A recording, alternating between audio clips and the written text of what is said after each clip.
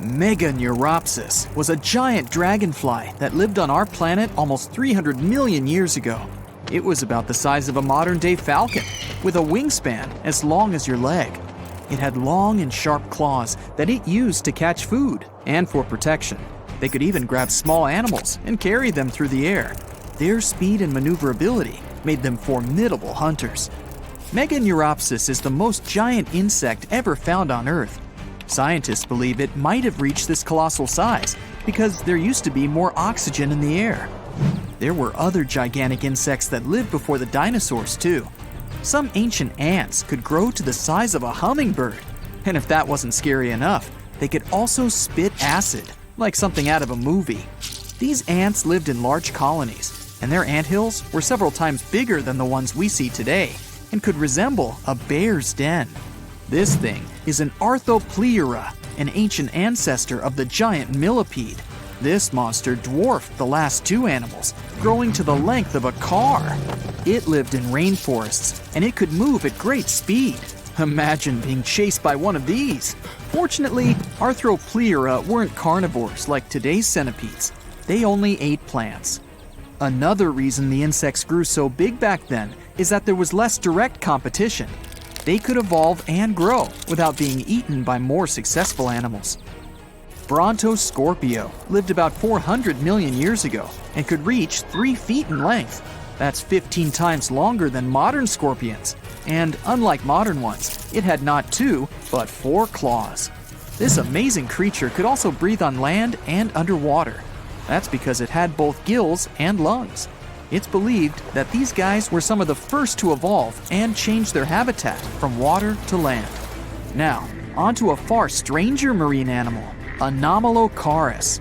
It's thought to be the very first predator to live on our planet. It was half the length of a human, their eyes had color vision, and they were likely the most advanced of any living organism 500 million years ago. They used their sharp claws and mouth parts for hunting trilobites, crabs, and sea scorpions. It's possible that Anomalocaris was what eventually pushed crabs and scorpions onto the land. They might not look very similar, but Anomalocaris was also an ancient ancestor of modern crabs. Dunkleosteus was an enormous ancient fish. These guys were half the length of a school bus and weighed the same as a small car. They had no teeth, but evolved to use the bone plates on their jaws as a replacement, leading to their crazy appearance. This allowed them to have the biting power of a modern Mississippi alligator. Most impressively, it could close its jaw multiple times in less than a second. This created a powerful flow of water right into its mouth. Smaller fish would get caught in the current and pulled right into a Dunkleosteus' mouth. Their skull was heavily protected by bony armor. It was like it was wearing a helmet. This protected it from almost any strikes and made it the apex predator of its time. Achmonistion is the ancestor of all sharks in existence, living around 340 million years ago. No one knows why, but in addition to the usual shark fin, it had something that looked like an anvil on its back. Another feature of the Achmonistion was a massive spike on the underside of its body. It was very sharp and covered with many teeth. Tiktaalik were some of the first animals to set foot on land. It had gills and scales, like a fish, but it also had some of the features of land animals. It looked a bit like a cross between a fish and a lizard. Its front and back fins began to turn into limbs, so it could crawl along shorelines. And it developed lungs as it spent more time out of the water. This weird fish may be the ancestor of pretty much every modern land animal today, including us. Back to land, this is a Dimetrodon. It looks like a lizard, but it's actually a synapsid, a close relative of mammals. It was the size of an alligator and had a giant sail on its back. Scientists aren't certain, but it's believed that the Dimetrodon used this sail to get heat from the environment faster. It also helped them camouflage themselves in the tall grass. These guys are often confused with dinosaurs, but they disappeared 40 million years before the first dinosaurs appeared. Over time, synapsids evolved into full-fledged mammals. And if we go further down this chain, we'll find out that humans evolved from these guys too. Dinocephalians. The name of these guys literally translates to scary-headed. This is because, in the process of evolution, their skulls became much thicker. These creatures were usually 19 feet long and weighed the same as a car. Some of them had long fangs like a saber-toothed tiger, but these giant lizards were herbivores. That doesn't mean that they were completely peaceful and docile, though. Scientists believe they fought within their species. They smashed their heavy foreheads into each other, like rams do now. Dinocephalians existed at a time when all our continents were still connected in a supercontinent, called Pangaea. Gorgonopsia looked a little like Dinocephalians, only these guys were carnivores. They were about the size of a wolf, but they spent a lot of time in water too. They usually lived on coastlines and could dive into the sea looking for food. They were also the first predators that could run fast. This is one reason why Gorgonopsia ruled the world about 265 million years ago. Later, these species mysteriously disappeared, leaving the dinosaurs to dominate the Earth. The cause of the mass extinction about 240 million years ago is unknown. But the second event that caused the extinction of 95% of all living organisms on Earth was a giant meteorite. The oldest tree remains are 385 million years old.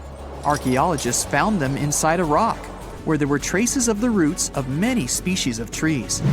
These ancient trees evolved and began to turn the carbon dioxide in the air into oxygen. Gradually, they created the atmosphere we have now. This is the oldest winged insect in the world, Rhyniognathus. It's about 400 million years old, and there's still debate about the way it lived. Supposedly, it fed on plants, but it also might have eaten other animals. The oldest species of millipede is Pneumodesmus pneumani. It may have been the first living organism to breathe on the barren Earth around 400 million years ago. This little guy was only as long as a seed, but we only have one fossil, so they might have grown a bit bigger. Pneumodesmus might be a distant relative of all the millipedes and centipedes that exist today. The farther we go back in time, the more bizarre the living organisms look. 480 million years ago, Agirocassis coasted through the ocean. For its time, it was the largest animal on the planet, reaching 6.6 feet in length. Fortunately for other sea creatures, it wasn't a scary hunter. It ate the same way that the blue whale does today, swallowing loads of water so it could catch all the tiny things living in it. Dickinsonia lived 550 million years ago. These floating ovals varied a lot in size. Some could be the size of a fingernail, while other species were as big as a kitchen plate. The largest Dickinsonia may have been as wide as a stingray. These animals are so primitive that they didn't even have a skeleton. Some scientists thought it wasn't even an animal, but a fungus. But that was later disproven. Charnia was another animal that scientists originally thought was a plant. They believed that it was just the leaf of something like a fern. They realized that it was an animal when it was found that Charnia lived deep underwater, where photosynthesis is impossible. These guys swam near the bottom of the sea and fed on nutrients from the water. Instead of a traditional digestive system, these things had filters. They ran water through them to catch food in it, like the Agirocassis. The first living organism is thought to have appeared about 4.2 billion years ago. When the oceans first formed, they were filled with things needed for life to exist. Under high temperatures, this matter began to interact and join together, forming the first living organism. This is why we look for planets with liquid water. We know life on Earth started with water, so many people believe that water is the most important factor in the origin of life.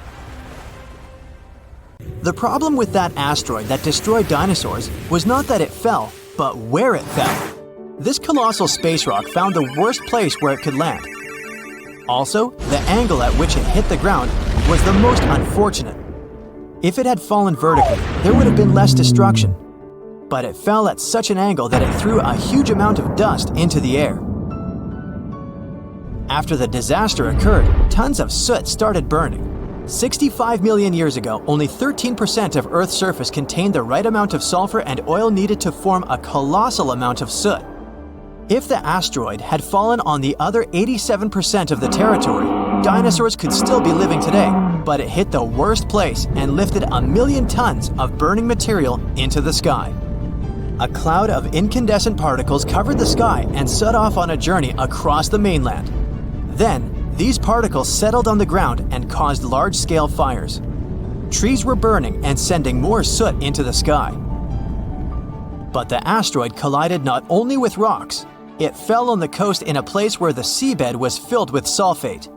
As a result of the collision, it started burning, which caused the release of sulfuric acid into the atmosphere. The air became poisoned. It seems the dinosaurs didn't stand a chance. And now, let's imagine the asteroid falling in another place, somewhere in the middle of the ocean. Huge waves flooded part of the land, but almost all kinds of dinosaurs survived. Or even better, the rock could have fallen somewhere in the desert and left behind a giant crater. That's all. Yes, several dinosaurs passing by wouldn't have survived the collision, but the situation wouldn't have been so critical in general. So, giant lizards remain dominant on our planet. They don't allow other animals to develop since Tyrannosaurus and other ferocious reptiles hunt mammoths and other ancient creatures. The population of mammals is decreasing. Velociraptors are fighting for territories with saber-toothed tigers and giant bears. A struggle for survival between dinosaurs and other animals begins. Then, the Ice Age comes, and some reptiles don't survive. Then, new players enter the field. Those are humans' early ancestors. Living side by side with dinosaurs is difficult. Lizards attack settlements and caves, so people have to build high walls for protection. By the way, the Tyrannosaurus poses less danger to people than you might have thought. According to the latest research, many creatures were able to run away from this monster. Yes, you probably saw how easily they caught up with cars in the movies, but it wouldn't be as scary in reality. Paleontologists and biologists have analyzed the strength of dinos' bones and found out that the creature couldn't reach high speeds. The maximum it was capable of was running twice as slow as a field athlete. Thousands of years have passed. People have learned to live with dinosaurs. They've even managed to tame some lizards. They've domesticated herbivorous dinosaurs to develop agriculture. Triceratopses and bulls now plow fields together.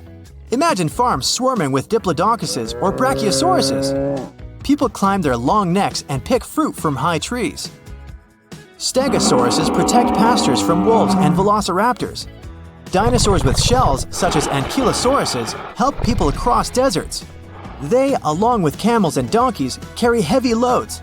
People share the planet with ancient lizards and live in harmony. The situation in the seas and oceans is much worse. Sea reptiles attack wooden ships and catch all the fish. Imagine that you're sailing to another continent with tons of grain, fabrics, fur, and other goods. And then a giant mosasaur appears on the horizon. It's one of the most powerful sea lizards. A great white shark looks like a small fish next to it. The creature could easily defeat a megalodon. And then it comes across a wooden ship. It bites into the deck and pulls the whole boat underwater. Water dinosaurs are the main obstacle to communication between countries. This slows the progress down for 100 years. People built metal ships to withstand the attacks of the mosasaur. And finally, they managed to establish sea connections. A similar problem occurs when the first planes take off into the sky. Imagine you're flying on a passenger Boeing. You look out of the window and see a pterodactyl. Ah, wait, it's impossible. These winged lizards aren't so fast, but they can catch up with a helicopter or some old biplanes. This poses a serious threat to flights, so people install sound protection systems on board each aircraft. Pterodactyls hear irritating ultrasound from a distance and fly as far away from it as possible. People equip submarines and ships with the same sound shields. Then, after people have learned how to defend themselves from dinosaurs, another problem appears. Lizards are the kings of wildlife, so they displace all other animal species. Dinosaurs run across African savannas, and lizards with fur live in cold winter forests. Lions, wolves, and bears are not the rulers of the wild. Rhinos fight with Parasaurolophuses. Stegosauruses attack hippos and take away their territories. Venomous dinosaurs live in jungles. Lizards that can climb trees scare monkeys. Imagine a reptilian ape jumping from one branch to another. To save regular animals from extinction, People have to control the population of predatory reptiles. Huge parks and nature reserves appear in all countries. People transport dinosaurs there and separate them from other wildlife. Dinosaurs seem to be completely under control. When the danger caused by giant reptiles passes, people begin to breed smaller, harmless lizards. Someone buys a chameleon, and someone keeps a Microceratus at home. There are dinosaur exhibitions. People take these creatures for a walk as if they were dogs. Some people take selfies with reptiles, go shopping, and sit in cafes with small lizards. Dinosaurs aren't formidable now. They're kinda cute. People ride horses, camels, Parasaurolophuses, and Pachycephalosauruses. Of course, many have tried to tame velociraptors, but failed.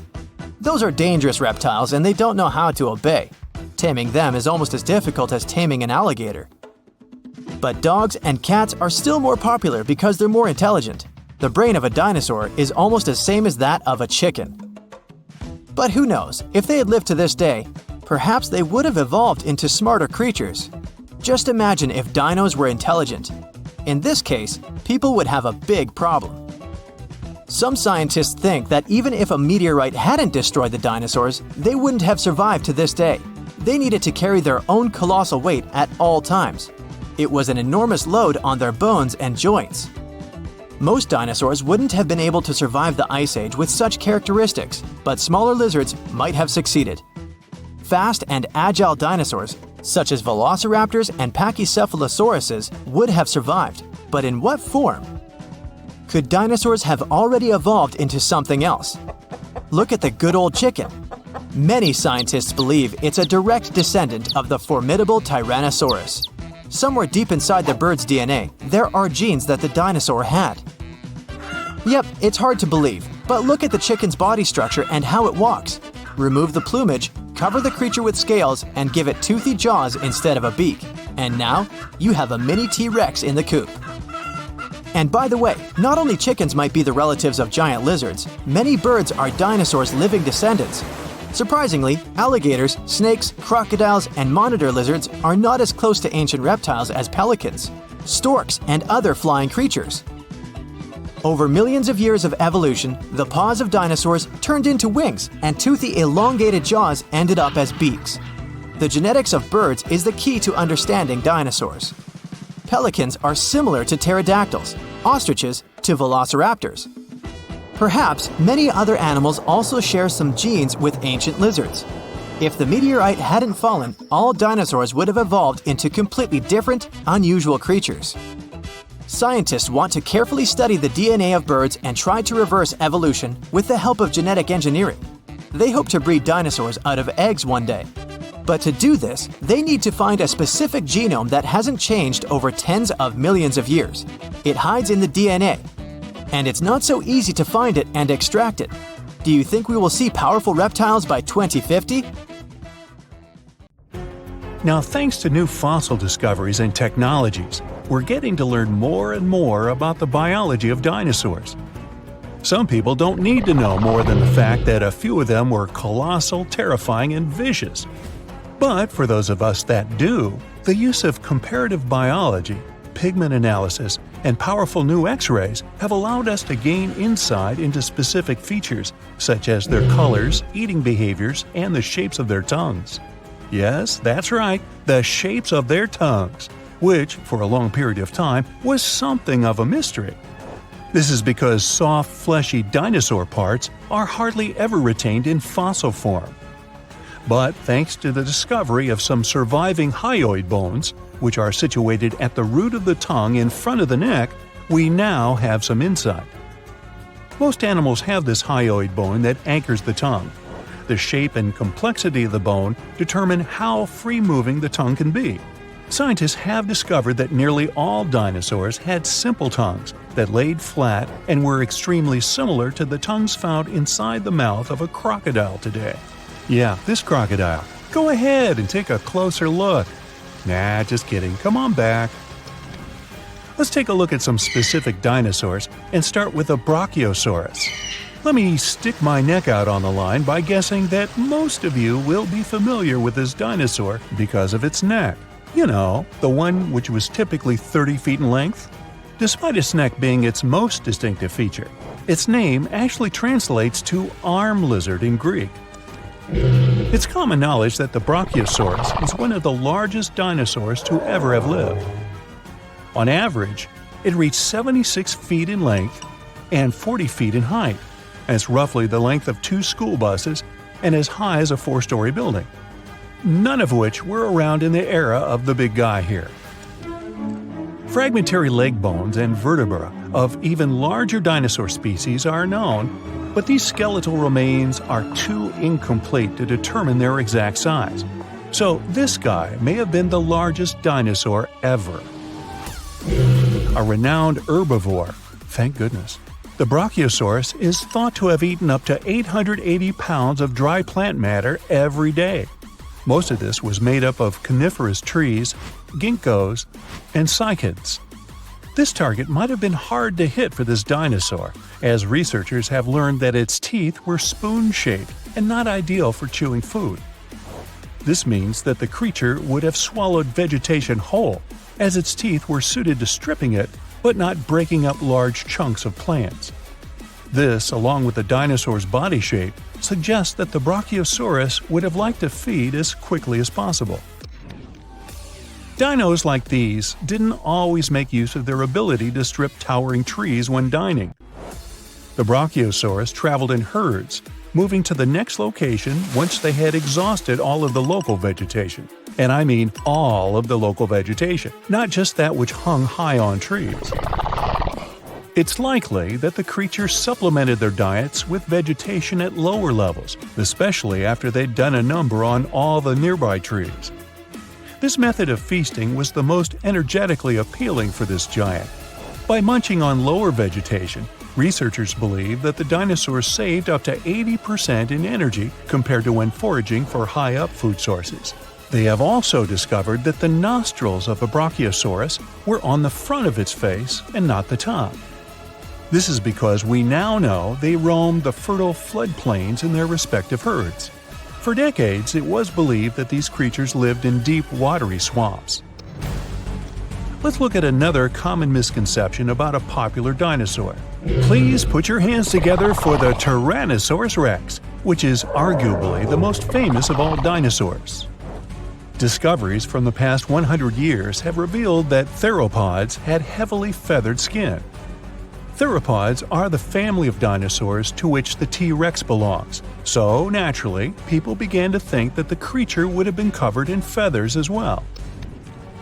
However, a study from 2017 took skin impressions from the iconic dinosaur and found no evidence of the structures required to support feathers. If a T-Rex did have feathers, they would have been limited to its back. Researchers accept that other large dinosaurs of the same family as the T-Rex have been discovered with their remains covered in feathers. An example of this would be the Yutyrannus dinosaur. But as of now, the accepted theory is that feathers weren't a common feature of T-Rexes. This makes it easier to believe that feathers were exclusive to smaller tyrannosaurids and were there as a means of keeping the creature warm. For a long period of time, researchers thought feathers were an exclusive feature of the theropod family. But this theory has been debunked. Just like the kid at camp who was kicked out of the top bunk. You know, debunked. Anyway, fossil evidence discovered in Siberia now suggests that multiple different family groups of dinosaurs had feathers. The Siberian fossils in question belong to another species of dinosaur, Calindrodromeus zebucolicus. Oh, you think I mispronounced that? Okay, prove it. Now, this dinosaur, I'll call her Calinda, had a pelvis structure superficially similar to that of a bird and was roughly 4.5 feet long, about as tall as a fridge. Since the purpose of feathers on dinosaurs was for warmth, it's quite possible that dinosaurs from cold weather climates had more feathers than their counterparts in warm weather climates. In general, bigger animals struggle less with keeping themselves cool, so it's likely that any of the large dinosaurs who lived in these warm climates had no feathers at all. Smaller dinosaurs who lived in cold climates, on the contrary, had plenty of feathers. We now even understand what some of the designs and patterns of these feathers on dinosaurs looked like, thanks to the discovery of an ornithomimus, complete with feather and skin impressions. The name of this dinosaur is derived from Greek and actually translates to bird mimic. They were typically 11.5 feet in length, nearly as tall as a giraffe, and despite being omnivorous, had no teeth. Its other distinctive features included 3 fingers, which were all unusually the same size and length, and despite their thin-boned skulls, they also had large brain cavities. Their legs were extremely long, in particular their foot bones. Combine this with their toothless beaks and long necks, and yep, it must have looked a lot like an ostrich. Although they're not as big as the Brachiosaurus or dinosaurs in general, they are bigger than any other bird in the world. And it wasn't just the body limbs of an ornithomimus that made it resemble an ostrich. They also had very similar feather patterns. Their heads, necks, and lower legs were mostly bare of feathers, but the rest of their bodies were well coated in downy plumage. This is what you call a bird's layer of feathers as a whole. It's possible, like an ostrich, that the dinosaur would have used this unusual feather pattern to regulate its body temperature. Despite some dinosaurs possessing feathers like birds, on top of also being their distant relatives, dinosaurs didn't have the type of feathers required to fly for most of their existence. Feathers found in fossil impressions or preserved in amber have allowed researchers to gain insight into why these creatures weren't very aerodynamic. The structure of these feathers appears to be very simple, with a poorly defined and flexible central shaft. These feathers would have better served any dinosaur as a fashion statement, as they would have helped attract the attention of other dinosaurs. These feathers also would have had the ability to regulate body temperature. Surprised to hear that dinosaurs had ostrich-like feathers? Wait till I tell you that their prehistoric distant reptile cousins had something that looked like fur. Allow me to introduce you to the pterosaur. Its name is derived from Greek and translates to winged lizard. Just like dinosaurs, they were initially thought to have scaly or leathery skin all over their bodies. But over the course of the 20th century, fossil examinations revealed that many parts of a pterosaur's body were furry. The wingspan of a pterosaur could reach the length of over 23 feet, about as long as a London bus. Its toothless jaw was very long and resembled that of a pelican. How could something that looks like a pelican be so terrifying? These creatures were coated in pycnofibers. Those were simple structures, feather-like in composition, but strand-like and fuzzy like fur. Further research suggests that some parts of the pterosaur's body had more complex kinds of feathers with branching strands. If this is accurate, it would be the first time feathers were found on an animal that was neither a dinosaur nor a bird. Big herds of dinosaurs run through the forest. The temperature rises rapidly, and everything behind them begins to ignite. Some dinosaurs get stuck in swamps and can't get out. Pterodactyls fly over their heads as they try to avoid the blast wave that will soon cover the Earth. This event happened about 66 million years ago. It wiped out almost every living thing on Earth. Birds and flying dinosaurs were just about the only ones who could survive the most massive extinction event ever. Hey, don't blame me, I wasn't around then. Let's go down their evolutionary tree to look at the world's first bird, Archaeopteryx. It was about the size of a modern raven, but it looked like a small dinosaur with feathers. It had many small conical teeth, almost like alligators. It's because Archaeopteryx was closer to reptiles than to birds. However, its brain was 3 times larger than that of these reptiles. Although it had wings with feathers, it could hardly fly like modern birds. Its shoulder joints didn't allow it to lift its wings above its back, so it couldn't make a full wing beat. Most likely, Archaeopteryx was capable of gliding flights with small wing flaps. Evolution has led to more evolved species capable of full flight. Pterodactyls. These guys had no feathers, but membranes made of skin and muscle. Its wingspan was about the length of a human leg. It could fly perfectly and catch fish and small animals. Although flying dinosaurs could easily outrun terrestrial predators like velociraptors and T-Rexes, most of them didn't make it through the impact of a giant meteorite. Let's look at this event step by step to see how they got to our time. 10 minutes before the meteorite crash. A massive rock about the size of Manhattan Island is moving towards Earth in space. It weighs 460 trillion tons. That's like 3 trillion blue whales, the heaviest mammals that ever lived on Earth, and it's approaching our planet at 12 miles per second. At that speed, it could cross the Atlantic Ocean in just 4.5 minutes. That's twice as fast as our modern spacecraft could fly. 5 seconds before the meteorite crash. Ooh, this is getting tense. The Earth's gravitational force continues to pull the giant meteorite. It blows a hole in our atmosphere and creates a popping sound so loud you could hear it on the other side of our planet. All the animals on our planet wake up in a panic. They lift their heads up and see a huge rock that begins to burn through the air. Smaller fragments start to break away from the main meteorite. This fire is so bright that it shines almost like the sun.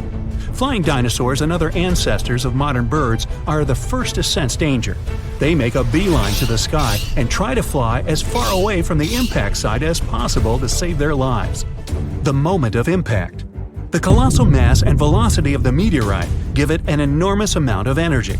As soon as it touches the Earth, it causes an explosion of 150 trillion tons of TNT. The blast wave literally rips out chunks of our planet and throws them up. A huge wall of energy begins to move from the point of impact in all directions. It snatches the trees out with their roots and pushes them to the ground like dominoes. The shockwave completely wraps around our planet. This energy turns into heat. Everything around the impact site begins to ignite. Green jungles and trees turn into smoldering charcoal in seconds. The ground and rocks simply evaporate. The collision caused a massive earthquake. Some dinosaurs may have fallen into cracks that appeared in the ground. A strong earthquake caused a tsunami with waves higher than the Empire State Building. Dinosaurs that weren't trapped in the burning forest were washed away by the enormous waves. The dinosaurs of North America tried to escape by running to the north, but the blast wave inevitably catches up with them. Flying dinosaurs have no problem with earthquakes or tsunamis. They fly high enough to avoid the giant waves, but they will have to contend with continuously falling meteorite debris. 5 minutes after the meteorite crash. A meteor shower of giant rock fragments continues to fall to Earth. Some meteorites were the size of a car, others were more like a large building. Ashes and dust rise into the air. Their temperature is so high that they melt and turn into liquid lava and then fall back to Earth, causing more fires. Meteor showers cause trouble for flying dinosaurs too. They have to maneuver and dodge the falling red-hot rocks. The high temperatures are a huge problem for them because it might make them lose feathers. With no feathers, they aren't able to fly. 10 hours after the meteorite crash. The dinosaurs continuously ran north all this time. They found themselves in unfamiliar territory with many swamps. Giant dinosaurs like T-Rexes have legs as long as an adult human's height. They have a chance to get through this terrain, but if they fell, they could never get back up. The smaller dinosaurs like Triceratops had short legs and couldn't go through the dense swamps. 1 month after the meteorite crash. 15 trillion tons of ash were ejected into our atmosphere. A dark cloud blocked the sun, and the Earth was immersed in complete darkness. Surviving plants couldn't feed on the sun's energy and stopped producing oxygen. Surviving dinosaurs could hardly breathe because of the lack of air and a large amount of dust. The lack of sunshine in the sky made phytoplankton disappear. Many marine animals were left without their only source of food. The dust and ashes in the atmosphere prevent our planet from getting heat from the sun, and the temperature here is beginning to drop. The place where the meteorite fell was rich in sulfur. This toxic acid evaporated at the time of the impact and formed in clouds. Now there are acid rains on Earth. Flying dinosaurs now have to hide from these rains. They have to stay in caves and can't go outside to get some food. So far, a large number of terrestrial and flying dinosaurs have survived. They come out to see the aftermath of the disaster. The site of the impact was in present-day Mexico, the Yucatan Peninsula. The Chicxulub crater is located here. It's about 93 miles wide, like half of all of Lake Michigan, and it's 12 miles deep. You could plunge the whole Mount Everest in there, and there would still be 6.5 miles of available space. It wasn't the impact itself that made the dinosaurs disappear. The fire destroyed most of the plants the herbivorous dinosaurs ate. With no food, their numbers dwindled rapidly. Predatory dinosaurs had nothing to eat either. Acid rain and the disappearance of phytoplankton threatened all marine life. Even though birds managed to avoid the blast waves and tsunami, they were short of food too.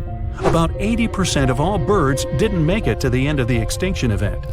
The problem was that all of the forests on Earth were wiped out. Most birds would nest and live in trees. Besides that, the forests were always full of food, from all kinds of ants and termites to flying insects and small mice. So, only those species that lived on the ground and could fly well survived. Most likely, they fed on the seeds of small surviving plants. This habit made flying dinosaurs lose their teeth during evolution.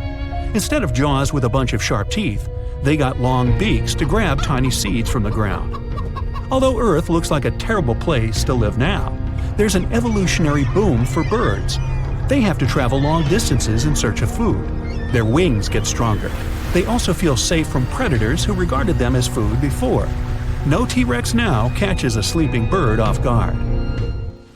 About 1,000 years after the collision, the first dense forests appear. It gives another boost to evolution.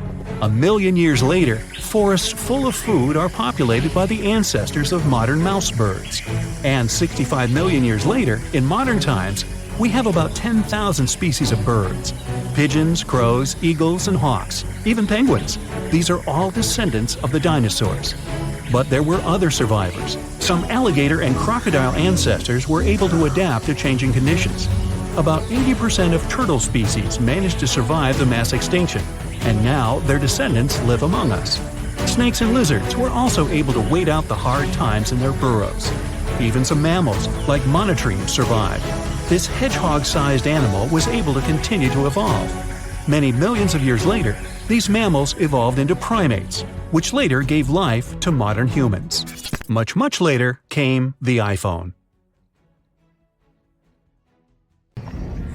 Hundreds of dinosaur species roamed our planet, and researchers give a name to a new type approximately every 2 weeks. It's not fair to stick to T-Rex, Stegosaurus, Spinosaurus, and other famous sauruses all the time. They've had their chance to shine in the movies and across the internet. So let's check out dinosaurs that no one talks about. First on our list is Torosaurus. The special thing about this dinosaur is that it definitely had one of the largest skulls ever found. It was big because of this frill going from the back of the animal's skull and covering its neck. The frill wasn't there for protection. It was probably just to show off a bit. The bone in the frill was thin and full of holes.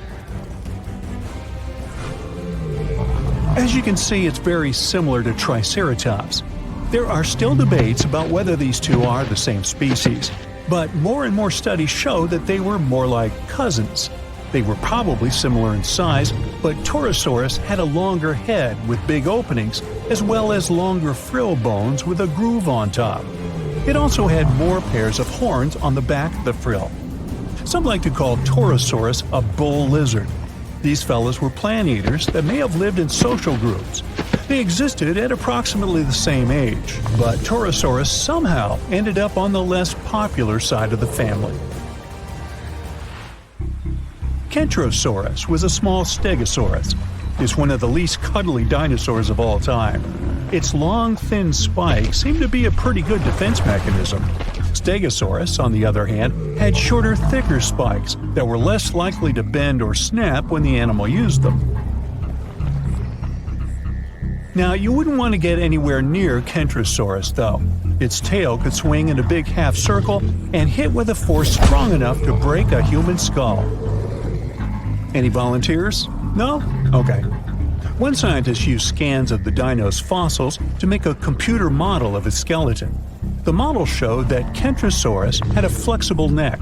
It must have been really useful for looking around to see if something interesting was going on or if there was any dangerous animals trying to sneak up. Kentrosaurus typically walked on all four legs with straight hind limbs. The computer model tells us it could spread its front legs out to its sides, too. Maybe it was a way to protect its belly during fights. Stegosauruses, in general, had tails that were like big weights at the back of their bodies. That's why their balance point was closer to their hips. That's also the reason why they could easily stand on their hind legs and swing their tails around. So most people haven't heard of heterodontosaurs, even though their fossils show that dinosaurs got feathers way back before we thought and in groups where we didn't expect it. In 2008, paleontologists identified the first known skull of a baby Heterodontosaurus, which was less than 2 inches long, smaller than a tea bag. This baby dinosaur had relatively big eyes and a short snout compared to bigger ones of its kind. Now, what's really interesting is that some scientists used to think that Heterodontosaurus's tusks, like those of modern warthogs, only appeared when they were fully grown. But it seems they had them from the early stages of their life. Heterodontosaurs had 5 fingers on each hand, 2 of which were opposable. It was a good tool, considering the animal probably ate both plants and meat. Humans have different types of teeth, some for biting, some for chewing, and also canines. But most reptiles have just one kind of teeth. Heterodontosaurus was special because it had 3 different types of teeth: small peg-like ones, big teeth resembling canines, and square-shaped teeth that did the cutting job. Scientists are not entirely sure how this creature used these different types of teeth. Maybe it was for digging up roots, breaking into termite nests, or even defending themselves against dangerous animals. Okay, say this name with me now: Psittacosaurus. She was quite a common dinosaur in its time, but she never still gained popularity. Scientists found out that when these dinosaurs were young, they probably crawled, considering they had longer arms and short legs. But as they got older, between 4 and 6 years old, their hind legs started growing much faster and became much longer than their front legs. So, later in life, they likely didn't move on all 4s anymore, but walked on 2 legs. Inside the stomach of one of these creatures, scientists found pebbles. This shows the animals either had a hard time digesting what it ate, or it didn't chew its food very well. Its beak looks quite familiar. That's how it got its specific name, a parrot lizard. It was really strong, and some believe the creature used it to crack and open tough nuts and seeds before the pebbles in its stomach helped mash them up for digestion. These guys might have been good at swimming. They had broad feet, and the shape of their tail could have helped them move in the water relatively easily. Some scientists even believe they might have spent most of their lives swimming in rivers and lakes. In 2004, researchers found something really sweet: 24 young parrot lizards huddled together. They were too big to be hatchlings, so it could be a bunch of teenagers who had left their nests and then formed a group where they could support one another and defend themselves better. But apparently, that plan didn't work out so well. Now, check this one out: Stygimoloch, or as they call it, Styx demon. We're looking at a peaceful plant-eating creature with bony spikes and knobs on its skull. Most scientists believe it was a younger form of this fellow, even though they used to think they were a separate species. Stygimoloch is smaller than its more popular cousin, but it's also more robust and has a pretty thick neck. This dinosaur, with small forelimbs and long hind legs 3 feet high, which is half as high as an average human. That doesn't sound dangerous in the world of giant and fierce dinosaurs, but the animal had a very thick skull roof. Maybe it wasn't the strongest tool to defend itself, but it probably helped in combat with rivals from its own species. They most likely headbutted to win the hearts of their chosen ones. But rivals from its own herd were a piece of cake compared to the predators that might have gone after it. After all, this dino lived at the same time as old T-Rex. Now, when someone tells you to picture a dinosaur, Chicxulub would probably be the last thing coming to your mind. It looks as if you've put together pieces of random animals and tried to make your friends believe this truly was a real animal that once roamed the earth. But it's actually a dino, with giant sharp claws on its forelimbs, a bulky body, and a long neck ending with a tiny head. Now, don't let the claws scare you though. These creatures didn't go after other animals since they were herbivores, but these claws could protect the animal from intruders and predators. The full scientific name of this creature describes it as a giant sloth-like reptile from China. This animal was one of the biggest and oldest members of the group where it belonged, which lived around 115 million years ago. No, I wasn't around then. At first, it was hard to tell which animals were related to this weird-looking dinosaur. But in the 1990s, scientists made a conclusion that they were modified plant-eating theropods, which is similar to carnivorous dinos.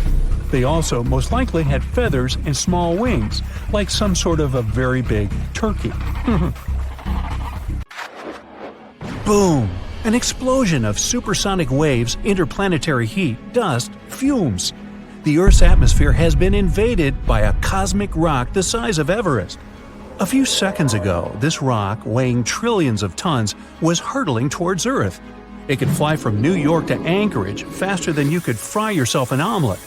This monster's name? The Chicxulub incident. Epic name, right? 66 million years ago, it crashed into the Earth. Back then, dinosaurs ruled the planet, but not for long.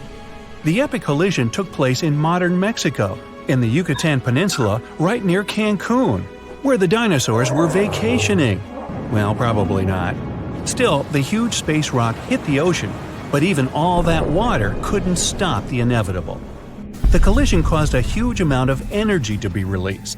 The horror on a planetary scale had begun.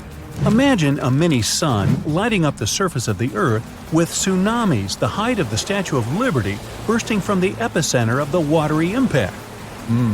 Not good.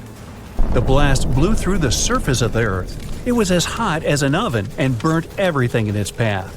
The impact provoked a colossal earthquake and serious volcanic activity. A bunch of volcanoes simultaneously released hot lava and ash into the prehistoric skies. Millions of tons of ash and soot poisoned the air. This formed a huge ash cloud in the atmosphere, which blocked out the sun's rays for several years. The long winter had begun. Only there wasn't any snow falling from the sky, but rain made of sulfuric acid. Yes, the Chicxulub incident might just be the most important thing that ever happened in the history of our planet. Even more than YouTube. Back then, there were loads of volcanic eruptions, a lot of flammable oxygen in the atmosphere, constant temperature changes. It was the perfect and worst time for all of this to go down. So, how are we so sure about all this? Well, the asteroid left an absolutely huge crater on the planet's surface. Today, this scar is hidden under the Gulf of Mexico. Scientists found a lot of places on Earth with abnormally high levels of iridium. This metal is very rare on Earth, but it's in a lot of asteroids that scientists have examined. Scientists studied some 66 million-year-old rocks. In the layers of rock, they found dust, the same dust that comes from asteroids. This could only have happened if a huge asteroid had crashed into Earth. The catastrophe led to the extinction of not only the dinosaurs, but also the asteroid.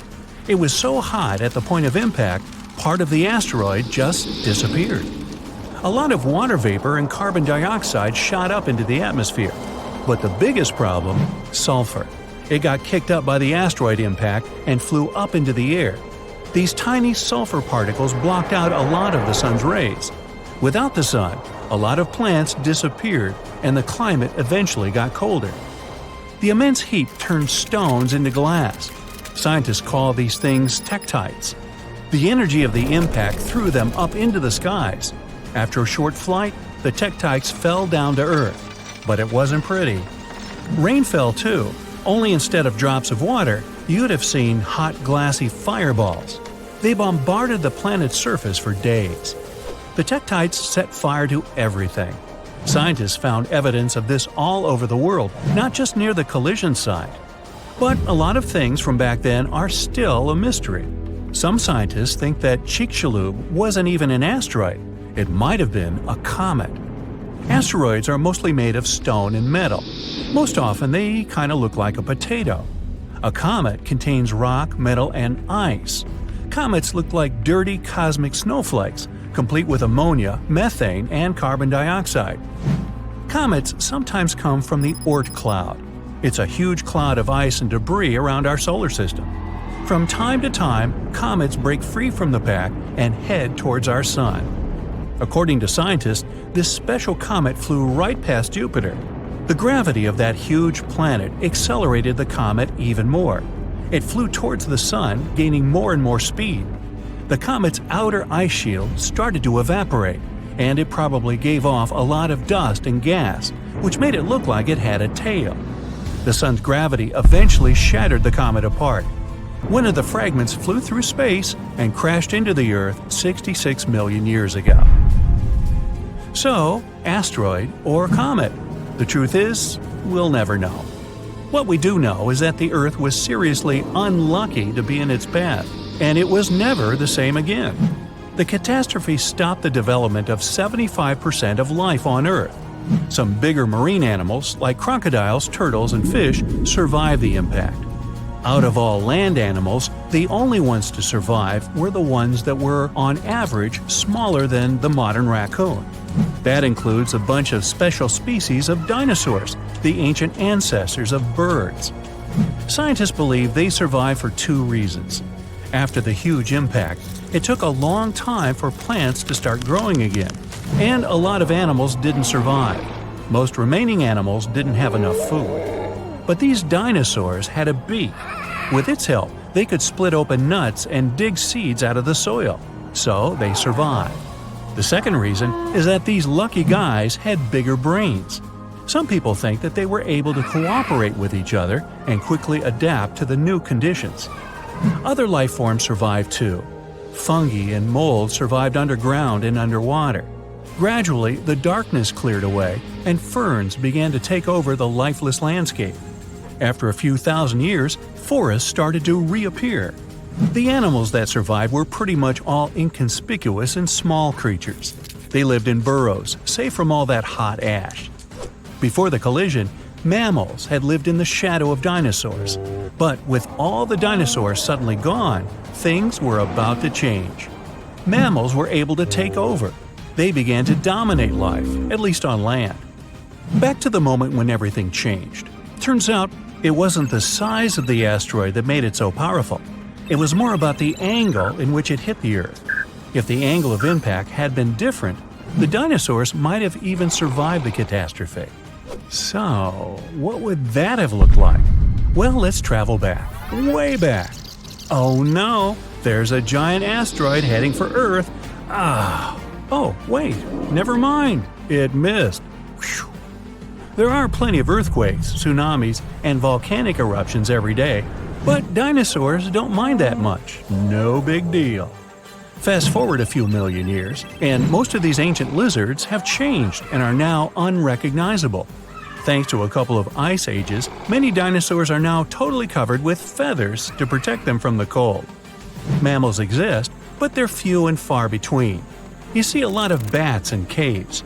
There are tons of rat-sized rodents in the forests. During the day, they hide in the undergrowth or in burrows. At night, they go out in search of food. There are no horses, no elephants, or other large mammals. Why become large and eatable when there are so many dangerous reptiles with huge fangs around? There are no whales in the sea. Parrots, hawks, and pigeons are nowhere to be seen.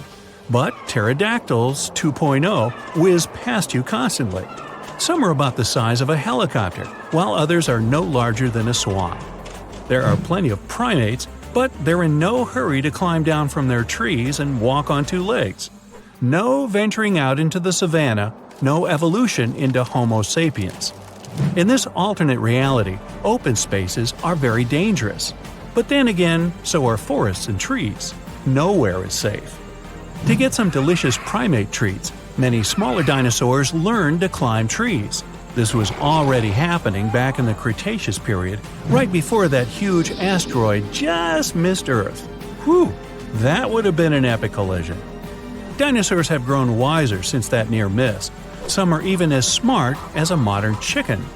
A large brain uses a lot of energy, and that's not always a good strategy for survival. Safer to keep brains small and keep making those teeth bigger and pointier. Hey, it's possible that Jurassic World is not just a fantasy. Dinosaurs could really be walking, swimming, or flying around somewhere out there. but not on Earth. Some scientists think there may be planets far, far away from our solar system where slightly different versions of T-Rex and other dinosaurs live.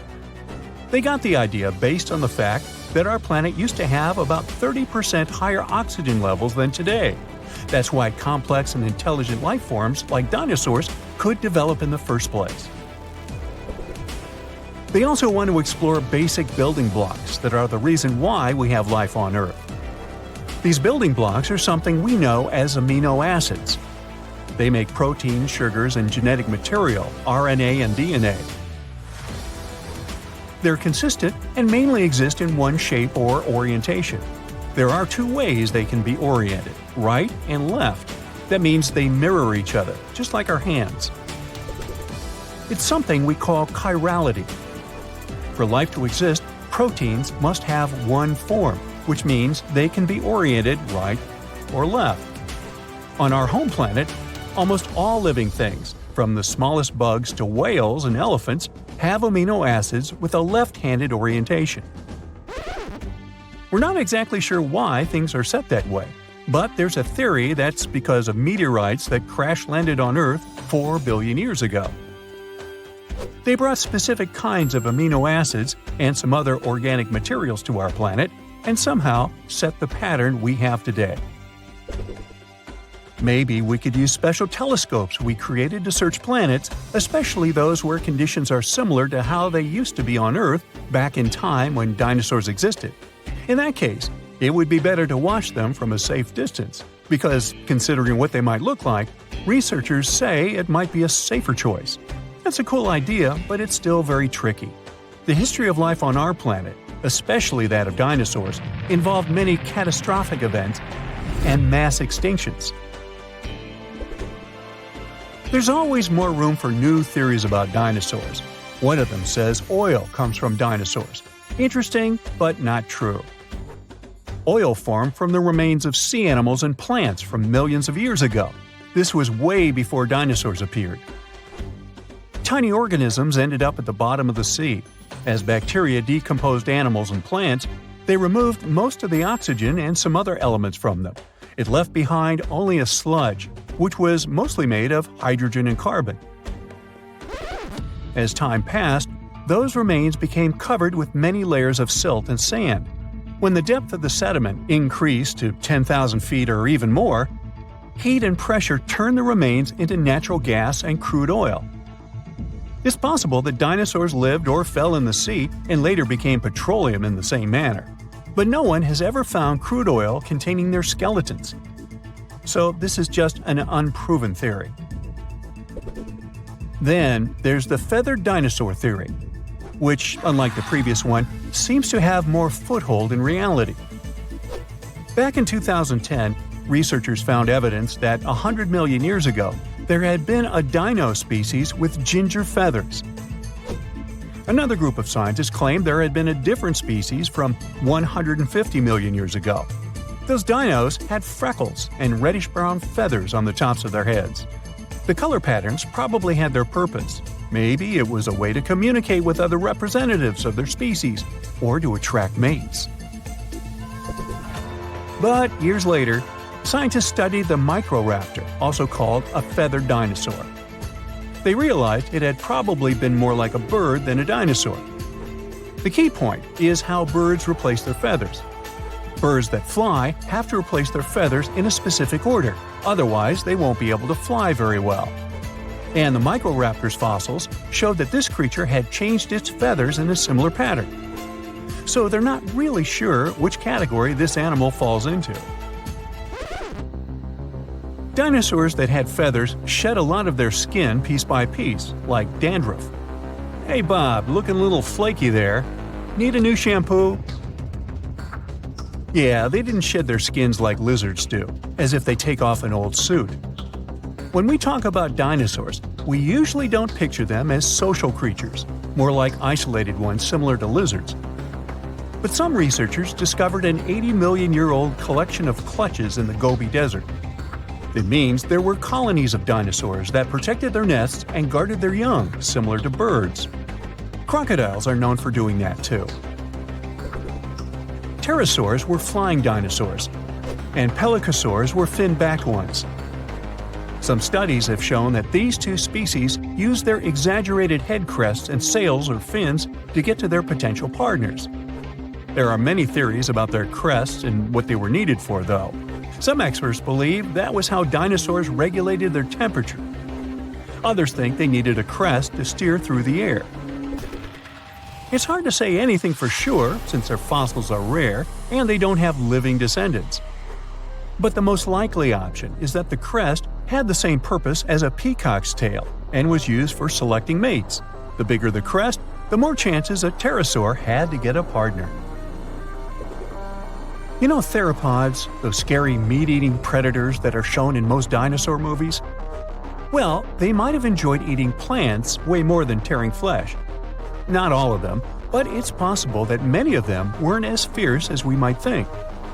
Those big scary ones, like T-Rex, could be exceptions rather than the rule. The thing is, movies show these creatures to be way faster than they probably were in reality. They could probably run just a little bit more quickly than the average human runner. Scientists study the diet of coelurosaurs. Those seem to be the closest relative to birds. It was hard to figure it out because some of the dinos from this group had peg-like teeth, or in some cases, no teeth at all. To understand what they ate, researchers had to look for direct evidence and check if there was anything in their stomachs. And after they discovered certain things, including a beak with no teeth, they realized these fellas had followed a vegetarian diet most of the time. Even some famous ones, such as velociraptors, could be just innocent plant eaters and not terrifying beasts from Jurassic Park and our childhood nightmares.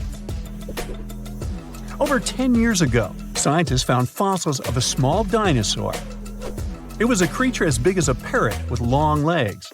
It came from a family with some of the most famous predators we know about, such as T-Rex and Velociraptor. Most dinosaurs that lived on land had 5 fingers, but later some of them ended up with fewer fingers. This new one they discovered was special because instead of having 3 fingers, which was more common for its family, it had just 1 finger with a sharp curved nail at the end of each front limb. This creature probably used this 1 finger to dig into insects' nests to feast. Even though we know all about the asteroid that wiped out dinosaurs, some have other theories. One paleontologist even had an idea that dinosaurs had possibly reached their end because they had been eating one another. This especially worked for ancestors of fierce, scary predators such as the Tyrannosaurus rex. It's possible they ate so many eggs of other dinosaurs that many species just went extinct. Once they started eating the eggs of very big dinos that we know as sauropods, it's possible they started getting bigger too. And no dinosaur mother could stop them from eating her eggs because she couldn't be around all the time. There were other big predatory animals that ate eggs, even early mammals. But in any case, later research showed dinosaurs couldn't have eaten enough eggs to have caused mass extinction. And that's all I have to say about that. Dinosaurs are some of the most fascinating creatures to have ever walked Earth. It's a shame that we won't be able to have Jurassic Park, where we can see some of the coolest creatures come to life. But we are actually living with some creatures that are just as old as dinosaurs, such as crocodiles and sharks. They haven't changed much since they appeared millions of years ago. But most dinos didn't make it when the asteroid struck Earth. In a way, the asteroid was a giant reset button for the planet. After hitting Earth, this space traveler wiped out almost every living thing. The sky was covered with ash, which blocked out sun rays. That meant that plants couldn't grow, and this made a lot of herbivores, really hungry. As a result, they had to change their diet and adapt to the new changes. This forced some of those dinosaurs to take on a new path in life, turning into some modern animals we know today. If the asteroid had changed its course just a bit, then dinosaurs would have remained the dominant species. So, what would have happened if dinosaurs had stuck around? Well, first of all, evolution would have played out differently for them. Maybe during those millions of years, humans would not have evolved to be on top of the food chain. Imagine a world where dinosaurs still existed today. If dinosaurs had evolved as humans did, then we'd have to compete with them. There were multiple species of humans, but Homo sapiens, also known as us, prevailed. A humanoid dino, or dinoid, would be something strange. First of all, they would look different, more reptilian than us. Our brain sizes would differ, and they would be physically bigger and stronger. Putting a human and a dinoid side by side would be interesting. First of all, dinoids would have scales as opposed to human skin, and their teeth would be sharper. They would probably not have 5 fingers on each hand, and their nails would be sharp claws. Also, we don't know what they would sound like, but they'd possibly be guttural like crocodiles. Dinosaurs had very good vision compared to mammals, so it's possible we'd see dinoids with large eyes. The population of Earth has reached a staggering 8 billion people, and we've changed our environment to suit our needs. With that said, if dinoids were the dominant creatures, then the environment would be suited for them. Speaking of physical features, scientists predicted what dinoids would look like if they had evolved into intelligent creatures that walked upright and had opposable thumbs. These wiggly thumbs are important for evolution, since they helped humans start using tools for defending themselves and hunting. The creature may not look like the ideal reptile, and its appearance might not be flattering. But if dinosaurs had evolved, then these creatures could be your classmate or colleague at work. Not all dinosaurs were alike, as their fossils have shown. Some were gigantic, while others resembled any modern-day animal. The biggest land-walking dinosaur was the titanosaur, although the measurements are only rough estimates based on fossilized bones. It's estimated that the dino was around 122 feet long and lived between 100 to 95 million years ago. It was so massive that its weight was equivalent to 18 modern-day elephants. There were dinosaurs all over the world in different time eras, climates, and landscapes. However, only a handful were known as giants. But though they excelled in body size, they lacked in brain size. Some of the most well-known dinosaurs, like the Allosaurus and Stegosaurus, had very small brains, like me, which means it would have been nearly impossible for them to properly evolve into intelligent beings. Tell me about it. But in the late Cretaceous period, the T-Rex roamed the land.